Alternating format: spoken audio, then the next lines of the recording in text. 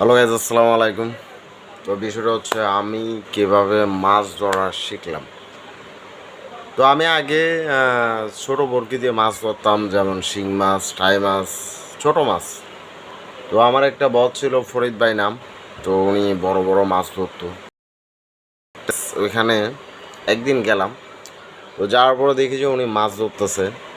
তো আমাকে বললো যে ভাই, তুমি কেন ছোট ছোট মাছ ধরো, এত কষ্ট করো, বড় মাছ ধরতে পারো। তো আমি বললাম যে ভাই, কিভাবে বড় মাছ ধরে, এগুলো তো আমার থেকে তেমন একটা অভিজ্ঞতা ছিল না। তো আপনি যদি বলেন তো আমি অবশ্যই চেষ্টা করব। তো উনি আমাকে বলল যে বাট হ্যাঁ, বলতে পারি, সমস্যা নাই, চেষ্টা করা যায়। তো আমি আমার ফার্স্ট টাইমে আমি একটা চারা করলাম। তো জাস্ট আমি ফার্স্ট টাইমে যখন চারা করলাম, তো আমাকে বললো যে আপনি প্রথম যে অংশটা ছিল, নিচের যে অংশটা, ওটা ভালো মতন পরিষ্কার করার জন্য আমাকে বললো, যাতে ওইখানে কাঁচাটা যেতে না থাকে। আমি জায়গাটা জাস্ট পরিষ্কার করলাম, করার পরে তারপর এখানে চারা মারতে হবে। তো আমি বললাম যে ভাই, কীভাবে কী করতে হয়। তো ঘটনাটা হচ্ছে 2015 সালের কথা, 2015 সালে। তো আমি ওনাকে বললাম যে ভাই, কীভাবে কী করবো, একটু যদি আমাকে বলেন। তো উনি আমাকে বললো যে তুমি বাজারে যাও, বাজার থেকে 5 কেজি হলদি কিনবা, 1 কেজি চোড়া কিনবা।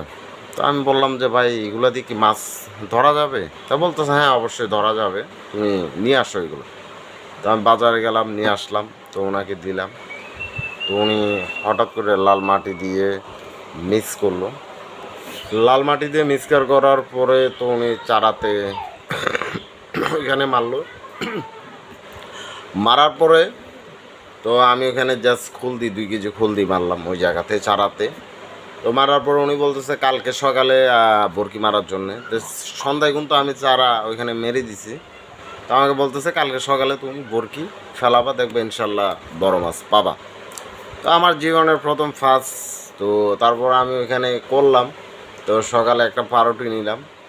তো না, তখন কিন্তু জানতাম না মানে আদারটা কীভাবে বানাতে হয়। তো আমি আমার বসকে বললাম যে ভাই, কীভাবে কী করতে হয়। উনি বলতেছে একটা পাউরুটি নিবা, তারপর সুজি নিবা, তারপর ফিশ একটা পাউডার আছে মাছের, তো এটা ইউজ করতে পারো।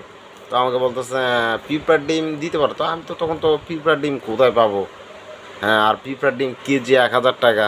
তো আমি ভাবলাম যে ভাই, এত আমার পক্ষে এত সম্ভব না। তো আমি জাস্ট ওনাকে বললাম। তো উনি বলতেছে আচ্ছা, সমস্যা নেই, আমার থেকে অল্প আছে, তুমি এটা নিয়ে মারো, দেখো। তো জাস্ট আমি সকালবেলা গেলাম, মারলাম।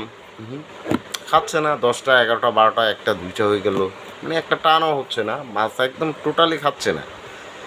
তো এরকম একদিন চলে গেছে। তো আমি বললাম আমার বসকে, বললাম বস, ব্যাপার কি, মানে কোনো মানে হচ্ছে না।